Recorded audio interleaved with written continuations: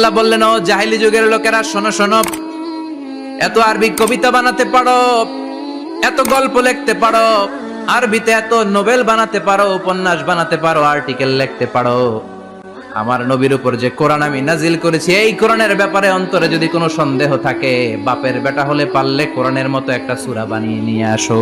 পারছে? কিয়ামত পর্যন্ত কেউ পারবে?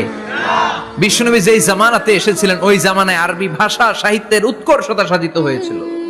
আরবি ভাষার এতটা উৎকর্ষ পৃথিবী কখনো দেখে নাই। কবিতা, গদ্য, পদ্য, গল্প, উপন্যাস, রচনা, প্রবন্ধ, আর্টিকেলের শয়লা। এই ভাষা সাহিত্যিকদের চোখে আঙ্গুল দিয়ে আল্লাহ বুঝাতে চাইলেন, এত অর্থ করতে পারো, এত ব্যাখ্যা জানো, এত বড় বড় বুলিয়া ওড়াও, এত কিছু তুমি জানো, তাহলে বলো ইয়াসিন অর্থ কি? সুবহানাল্লাহ কইবেন না? তাইলে বল নুন অর্থ কি? কফ মানে কি?